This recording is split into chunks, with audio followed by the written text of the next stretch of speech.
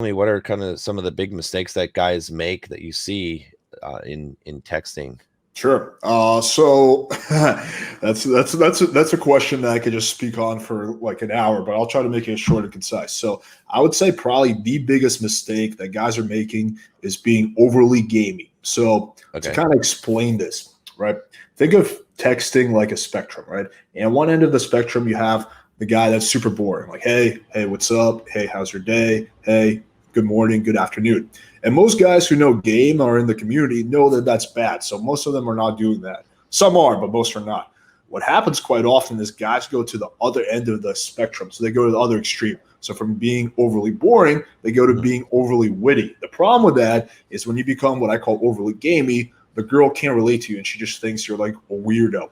And and basically, when you're doing this, when you're really thinking hard about every text, like you're just constantly trying to one up yourself, like, oh, how can I get a rise out of her? But if you think about it, a conversation isn't supposed to be all just witticisms. Like let's say you and I are just out having a beer. Like imagine if like we're constantly trying to one up each other and every fucking thing that we say is is like a one liner. And like after 5 minutes, that's going to be weird as fuck, right? Most of the conversation, same thing when you're with a girl, most of the conversation is just like normal talk with the undertone. You have the sexual tension in the background, and maybe you have some, euphemisms and whatnot. But like most of it is just like pretty standard. And there's some elements of like wittiness and sexuality thrown in, but that's not your bread and butter. So I would say that's probably the biggest mistake I see time and time again.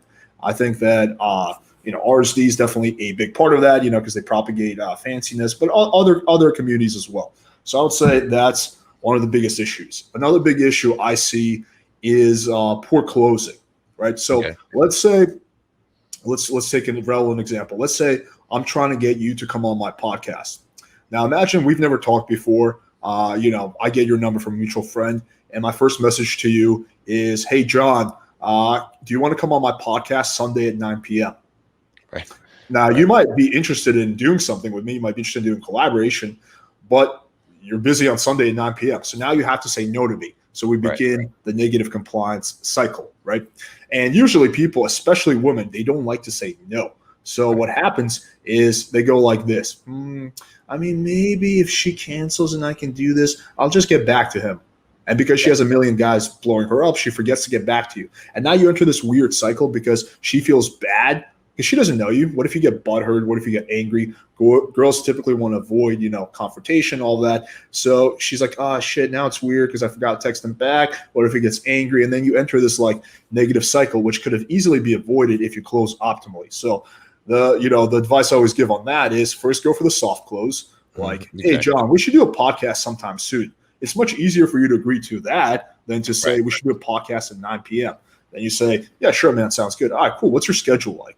Then you want to figure out the girl's schedule. Once you have that, then you go for the hard close. That's great advice, actually. So it's kind of funny because I tell a lot of my coaching clients when they're trying to get on people's podcasts, I tell them basically send an email and say, this is who I am. This is like my credibility. This is what I want to talk to your audience about.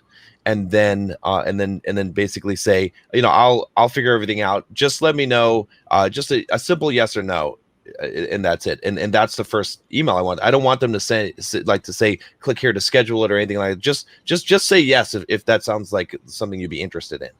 Just to get that yes, and then they follow up and schedule the thing, as opposed to putting the date in there and trying to like say the full committal, because then people and ha about it, whereas you just give me the yes, and so that there's some differences when it comes to business, but there's also a lot of overlap. Like the optimal closing, like the idea that you want a soft close before your hard close, just makes sense in whatever the fuck you're doing.